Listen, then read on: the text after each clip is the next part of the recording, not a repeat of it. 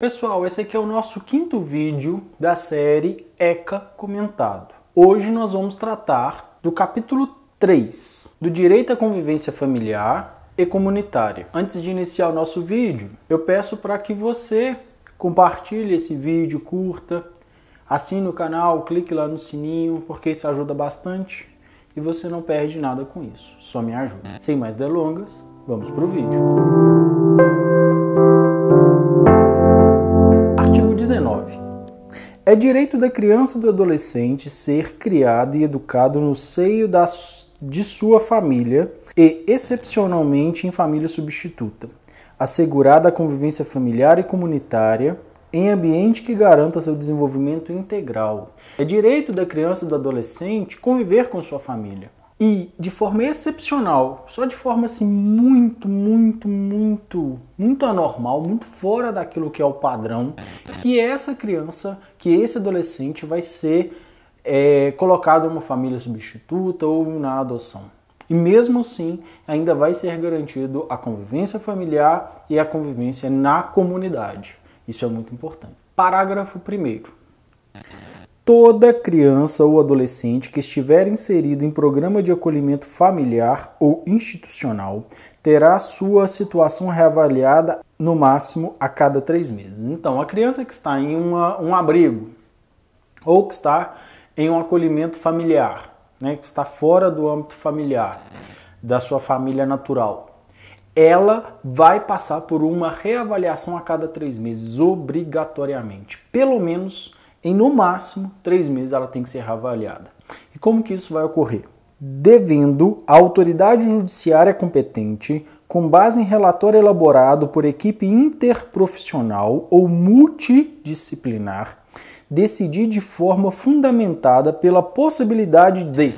Então, ela vai ser reavaliada. Reavaliou uma multidisciplinar ou interprofissional. Criou um relatório. Aí a autoridade judiciária, de posse desse relatório, vai decidir, primeiro, reintegração familiar. Ele pode decidir que, a partir de agora, ele vai ser reintegrado à sua família. Porque aquilo que o levou para a situação de acolhimento familiar ou institucional já não se faz mais necessário. Então ele vai ser reintroduzido à sua família. Vai ser restabelecido em sua família. Pode ser uma decisão. Ou pode ser pela colocação em família substituta. Ou em qualquer das modalidades previstas no artigo 28. Nós vamos ver no artigo 28, nós vamos estudá-lo daqui a pouquinho, que ele vai descrever quais são as modalidades ali da perda do poder familiar. E como que isso ocorre. Mas aqui é a decisão. Ou reintegra a família, ou leva ele para uma família substituta, ou se adequa a qualquer uma das situações onde o poder familiar é retirado. Parágrafo 2º. A permanência da criança e adolescente em programa de acolhimento institucional não se prolongará por mais de 18 meses. Então, aquela criança que está em acolhimento institucional, está lá num abrigo, não poderá ficar mais do que 18 meses. Só que tem uma ressalva, salvo comprovada necessidade que atenda ao seu superior interesse. Então tem um interesse superior que impede que essa criança volte para o seio da sua família. Então ela vai continuar no acolhimento institucional, mesmo após 18 meses. Mas isso é caso excepcional, é só ressalvados em algumas situações. Evidentemente, devidamente fundamentada pela autoridade judiciária. A autoridade judiciária que vai fundamentar e descrever a necessidade de permanência dessa criança em acolhimento institucional.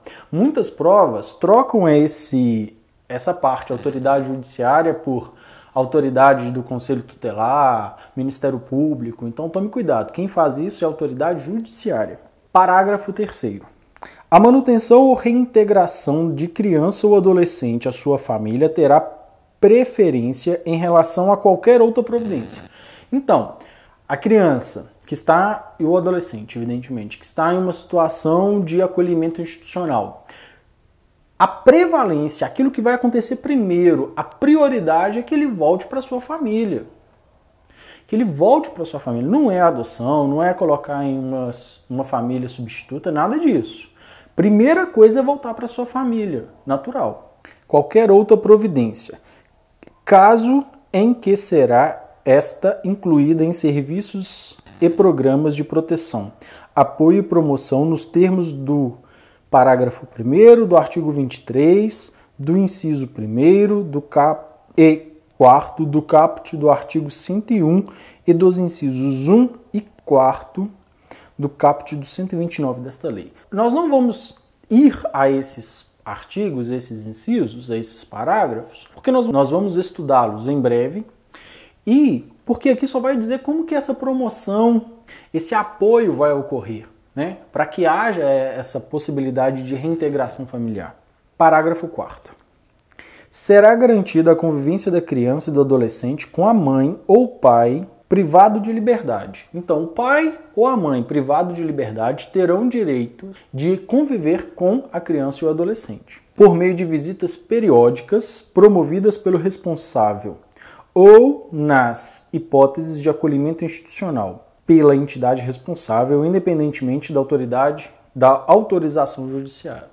Então vai haver essa convivência, mesmo os pais em situação de reclusão ou em acolhimento institucional. Vai acontecer de forma periódica, independentemente de autorização judicial. Não precisa de autorização judicial para que o pai tenha convivência e para que o filho possa visitar o pai, ou a mãe, evidentemente. Parágrafo 5º. Será garantida a convivência integral da criança com a mãe adolescente que estiver em acolhimento institucional.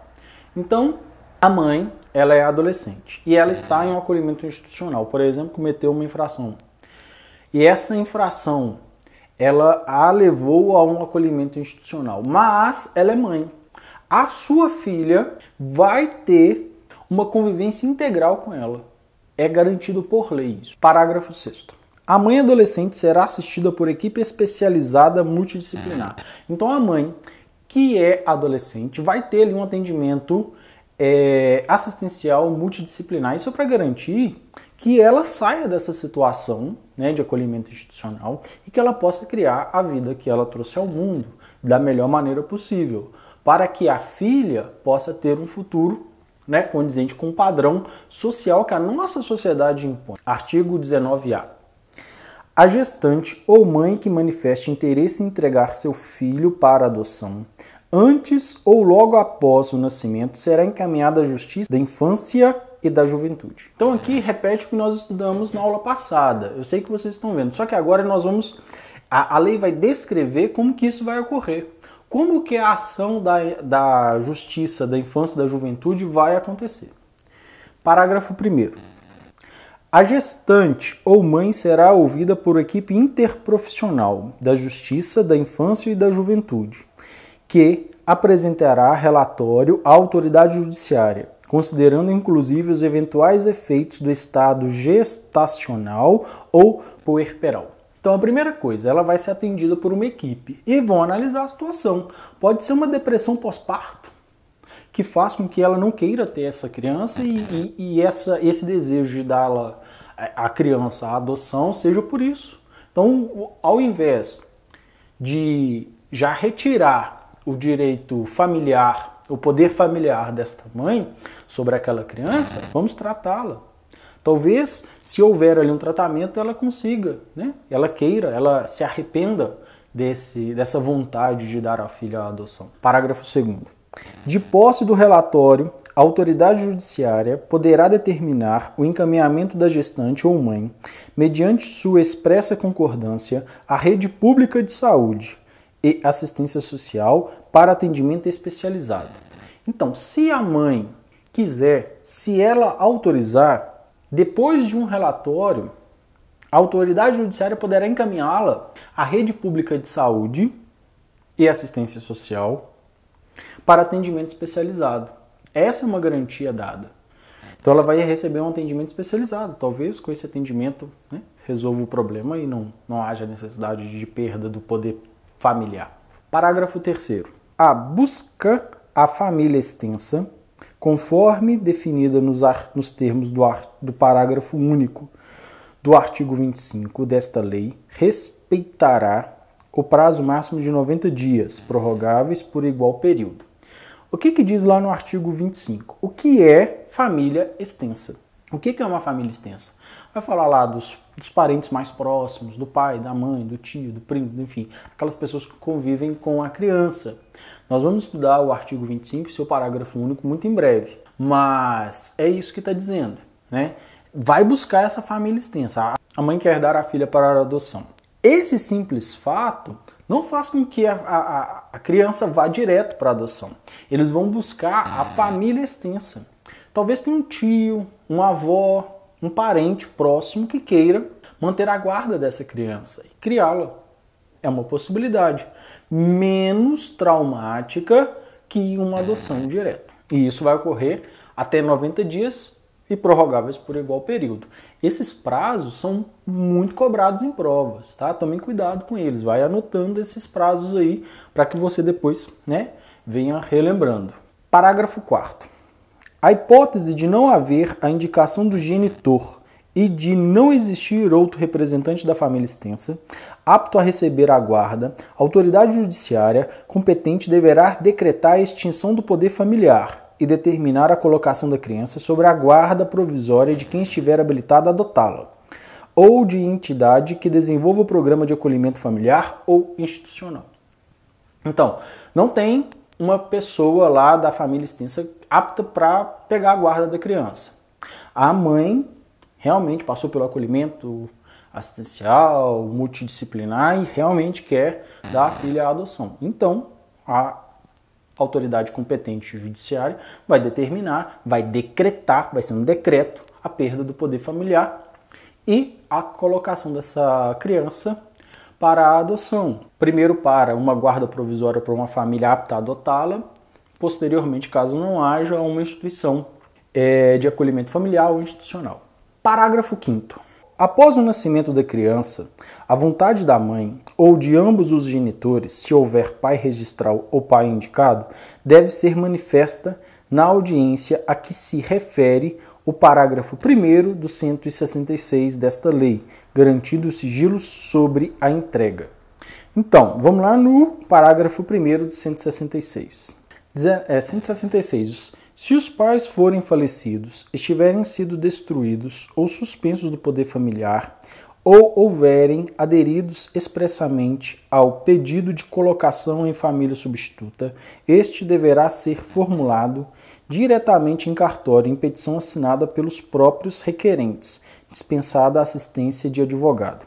Aí vai lá no parágrafo 1º. Na hipótese de concordância dos pais, o juiz, na presença do Ministério Público, ouvirá as partes. Então aqui vai descrever como que esse processo legal vai ocorrer. Nós não vamos nos aprofundar isso agora, porque nós vamos chegar lá no 166, muito em breve. Parágrafo 6º.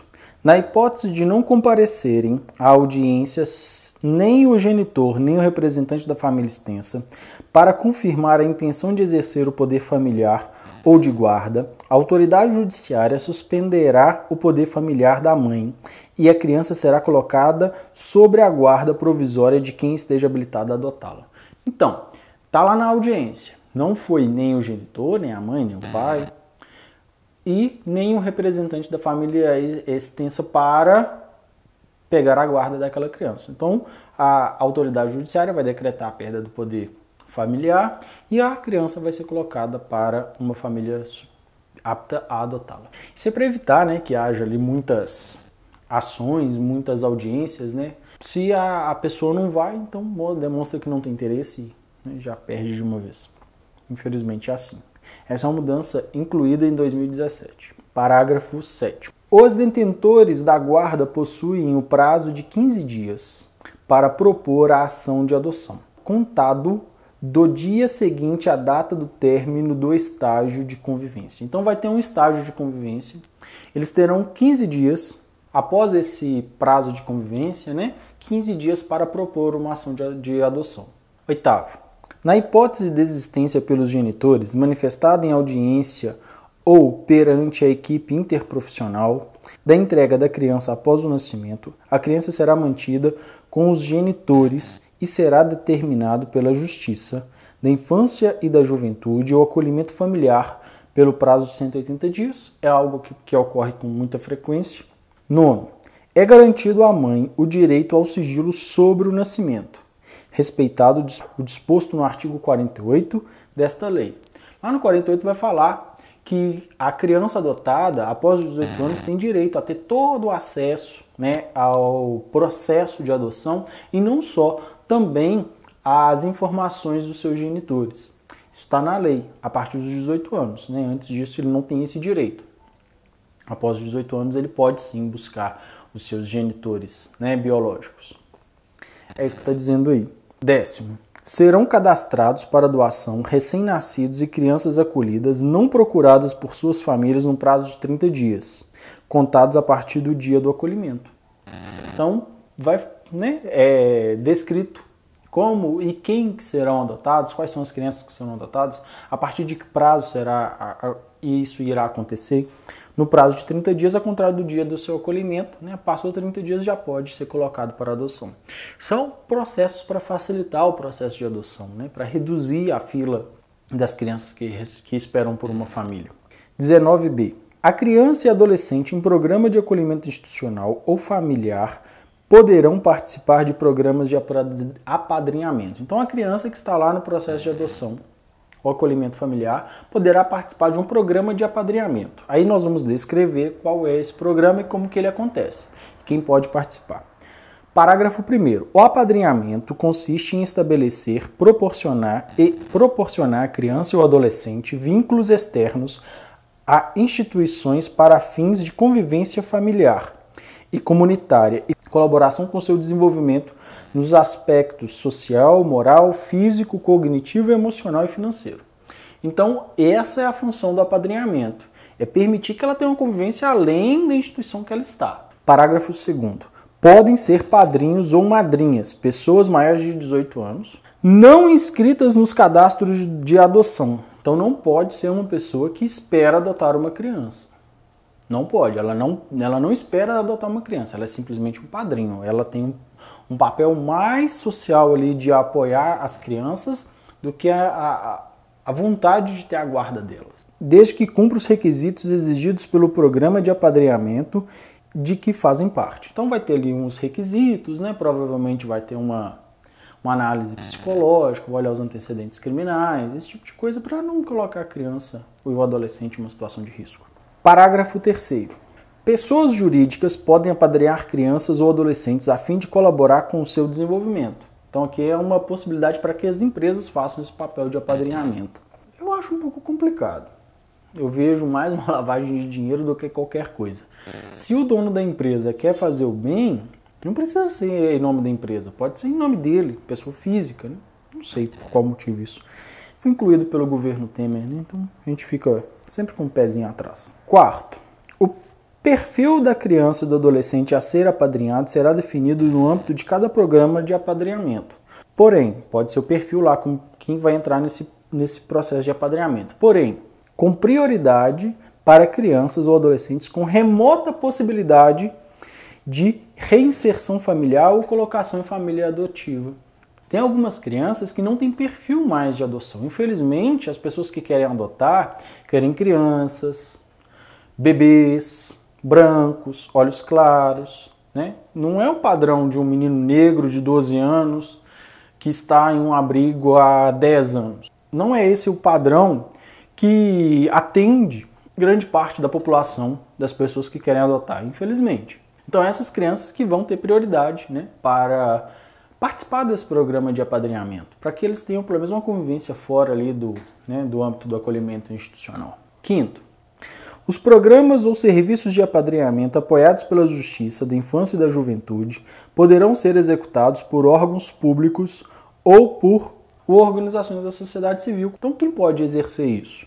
Órgãos públicos ou organizações da sociedade civil, como ONGs, por exemplo, pode, né, exercer esse papel. 6º, se ocorrer violação das regras de apadrinhamento, que são estipuladas por essa lei e pelo próprio programa, Os responsáveis pelo programa e pelos serviços de acolhimento deverão imediatamente notificar a autoridade judiciária competente. Então aconteceu qualquer violação, o menino apanhou do padrinho, por exemplo, ou há uma não regularidade, né, do processo que ia ocorrer ali junto com aquela criança, deve ser comunicada à autoridade competente, para que medidas sejam tomadas e isso não ocorra. Artigo 20º. Os filhos, havidos ou não da relação do casamento ou por adoção, terão os mesmos direitos e qualificações, proibidas quaisquer designações discriminatórias relativas à filiação. Não existe mais aquela história, esse é filho, né, fora do casamento, esse é um filho bastardo, qualquer coisa disso. Isso não existe. Filho é filho, ponto, e acabou. A pessoa registrou o menino, pegou a guarda, a permanente, a adoção, saiu a adoção, é filho, ponto, e acabou. Não tem designação que discrimine os demais. 21. O poder familiar será exercido em igualdade de condições pelo pai e pela mãe, na forma que dispuser a legislação civil, assegurando a qualquer deles o direito de, no caso de discordância, recorrer à autoridade judiciária competente para a solução de divergência. Então, o poder familiar, que antes era chamado poder pátrio, né? Isso já não existe mais, foi mudado, né, em toda a legislação, hoje é poder familiar, pode ser exercido tanto pelo pai quanto pela mãe. E se um dos dois discordar do que aconteceu, do processo judicial, ele pode recorrer, para que haja ali uma solução. Hoje é muito comum, por exemplo, ter uma guarda compartilhada. A guarda não é nem do pai nem da mãe, é dos dois. 15 dias na casa de um, 15 dias na casa do outro, as responsabilidades divididas, tanto financeiras quanto da própria educação. É um processo que eu gosto muito, eu acho que funciona bem. 22. Aos pais incumbe o dever de sustento. Então, um dever é o sustento, outro dever é a guarda, a educação dos filhos menores, cabendo-lhes ainda, no interesse destes, a obrigação de cumprir e fazer cumprir as determinações judiciais. Então, aqui vai falar a incumbência e o dever da família, dos pais. Primeiro é o sustento, a guarda e a educação. E ainda cabe, eles ainda são obrigados a fazer cumprir e fazer cumprir as determinações judiciais. Parágrafo único. A mãe e o pai ou responsáveis têm direitos iguais e deveres e responsabilidades compartilhados no cuidado e na educação da criança. Como nós dissemos, hoje não tem mais a prioridade da mãe, né? Não existe isso mais. A prioridade é dos dois. Os dois são pais. Devendo ser resguardado o direito de transmissão familiar de suas crenças e culturas, assegurados os direitos da criança estabelecidos nessa lei. Então, os direitos são iguais, o pai e a mãe têm direitos iguais e ainda são assegurados os direitos de transmissão de suas crenças e culturas, resguardados os direitos estabelecidos pelo ECA. O ECA dá direito, por exemplo, de crença para a criança. Ela tem liberdade religiosa. E esse artigo dá o direito da família fazer a transmissão da sua cultura. Isso não quer dizer que a família possa obrigar a criança a participar dos seus ritos, da sua religião. É evidente que isso é muito raro de acontecer, né? Que a família obriga. Normalmente a criança vai por boa vontade. Mas em algumas circunstâncias sim, pode ser que venha a ocorrer e se isso ocorrer é um crime. Não pode. Apesar de haver a possibilidade de transmissão de suas crenças e culturas, isso não dá o direito da imposição. Tomem cuidado. Esse artigo foi incluído em 2016. Muito dessas pautas, né, de determinadas bancadas do Congresso Nacional, mais alinhadas à extrema-direita, a grupos religiosos. Artigo 23. A falta ou a carência de recursos materiais não constitui motivo suficiente para a perda ou suspensão do poder familiar. Antigamente era muito comum a criança pobre vir para os centros urbanos e a família passar a tomar conta dela, uma família, um terceiro, porque a família era muito pobre. Dava os filhos pela simples pobreza. E hoje, ser pobre, não ter recursos financeiros, não constitui motivo para a perda do poder familiar. Constitui motivo para ter uma assistência social mais robusta para que aquela família não passe dificuldades e consiga sustentar sua família. não que ela venha a perder o poder familiar sobre os seus filhos. Isso é importante. Tomem cuidado, que esse artigo ele é muito cobrado. Parágrafo 1º. Não existindo outro motivo por si só autorize a decretação da medida, a criança ou adolescente será mantida em sua família de origem, a qual deverá obrigatoriamente ser incluídas em serviços e programas oficiais de proteção, apoio e promoção. Evidentemente, eles são pobres, não vai tirar a criança. Coloque eles em programas de promoção, de apoio, de proteção, né? Inclui essa família em programas sociais para que ela possa, né, arrumar um emprego, melhorar de vida, conseguir sustentar com suas próprias forças a sua família. Parágrafo 2º. A condenação criminal do pai ou da mãe não implicará a destituição do poder familiar. Não é porque o pai cometeu um crime que ele vai perder o poder familiar. Por exemplo, um assaltante. Ele assaltou um supermercado. Ele não vai perder a guarda dos filhos simplesmente porque ele está preso. Só que existe uma exceção, veja. Exceto na hipótese de condenação por crime doloso, ou seja, que ele teve a vontade de executar, não é omissivo, é doloso, tem dolo, tem vontade, sujeito à pena de reclusão contra o próprio filho ou filha. Então, ele dolosamente espanca a filha, espanca o filho, estupra um dos dois. Foi um crime de dolo, foi a vontade própria dele. Não foi omissivo. Então, ele foi condenado. Quando isso acontece, ele perde o poder familiar. Essa pessoa não vai mais ter a guarda dessas crianças ou desses adolescentes, porque o crime foi contra as crianças, foi contra os filhos. Artigo 24. A perda e suspensão do poder familiar serão decretadas judicialmente em procedimento contraditório, nos casos previstos na legislação civil. Então vai ter ali uma ação judicial, vai dar o direito dele ao contraditório, bem como nas hipóteses de descumprimento injustificado dos deveres e obrigações que alude o 22. O 22 não vai falar lá que é direito de guarda, de sustento, de educação. Então, não cumpriu isso. Não cumpriu. Como que vai acontecer? O que vai ocorrer? Vai perder a guarda. Entretanto, vai lhe ser dado o direito de defesa do contraditório, como qualquer ação judicial no Brasil.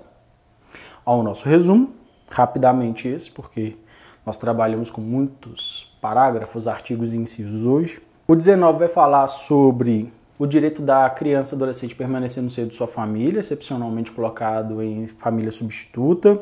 Aí o parágrafo 1º vai falar sobre como que esse acolhimento vai ocorrer. O 2º vai falar sobre o período máximo que essa criança vai poder ficar num acolhimento institucional. O primeiro, voltando no primeiro rapidamente, vai falar sobre o período que isso deve ser reavaliado, que são de 3 meses. O 2 vai falar sobre os 18 meses, que é o período máximo que essa criança pode ficar no acolhimento institucional. O 3 vai falar sobre a colocação em programas de proteção. O 4 vai falar que é garantida a convivência da criança e do adolescente com a mãe ou pai privado de liberdade, mesmo que a mãe seja ou o pai seja menor, esteja uma situação de acolhimento institucional. O 5 fala da convivência integral para as mães adolescentes em acolhimento institucional.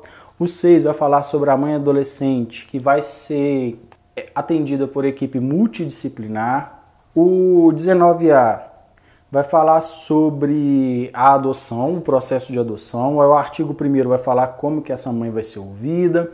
O parágrafo 1º, né? E o parágrafo 2º vai falar sobre como que a autoridade judiciária ela vai desenrolar esse processo após o relatório, né? Como que essa posse do poder familiar vai ser retirado. O 3º vai falar sobre o prazo para a família estendida ser localizada e ser atendida e ser oferecida essa possibilidade, né, de tomar a guarda dessa criança.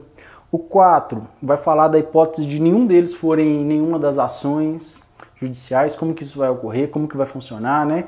Após nenhum dos dois, nem o gestor, nem o genitor, nem a família estendida aparece as ações judiciais de acolhimento. Então a autoridade judiciária vai decretar a perda do poder familiar. Tem que falar, aí se a mãe deseja colocar o filho para a adoção, tem que ter a anuência do pai, mesmo que o pai seja registral ou indicado, né? Tem que haver essa concordância. O 7, mais uma vez, vai falar sobre os processos judiciais. O 8º vai falar sobre o período, né? O prazo que essa família que vai adotar a criança após, o período ali de estágio de convivência, qual é esse período, que são 15 dias após o término do estágio. O 7º, o 8º, vai falar da desistência dos genitores. O 9º vai falar do direito ao sigilo da mãe, mas resguarda o 48, que dá o direito do adotado, após 18 anos, ter acesso a todas as informações. O 10º vai falar sobre os recém-nascidos e o prazo, né, que as famílias ali serão de 30 dias, né, desses recém-nascidos que são colocados em situações de acolhimento, se não aparecem, depois vão para adoção depois de 30 dias. O 19B vai falar sobre o sistema de apadrinhamento criado pelo governo atual. Esse, né, foi promulgado pelo governo atual, não sei se foi criado, tem que me inteirar sobre. Aí vai falar quem pode ser apadrinhado, vai falar quais são as crianças que têm perfil para isso, como que esse sistema de apadrinhamento pode ocorrer, vai falar que as empresas também podem participar desse apadrinhamento. Aí vai falar sobre, lá no 20º, dos filhos, que são filhos independentemente da origem, né, feitos dentro ou fora do casamento, adotados ou não pode mais haver nenhum tipo de discriminação ou distinção, são filhos, ponto e acabou. O 21 vai falar sobre o poder familiar, que ele é exercido em pé de igualdade entre pais e mães. O 22 vai falar sobre a incumbência e o dever da família, né, sustento, guarda, educação. O 23 vai falar sobre a carência financeira, ela não é um motivo, né? A carência financeira e material não é um motivo para a perda do poder familiar.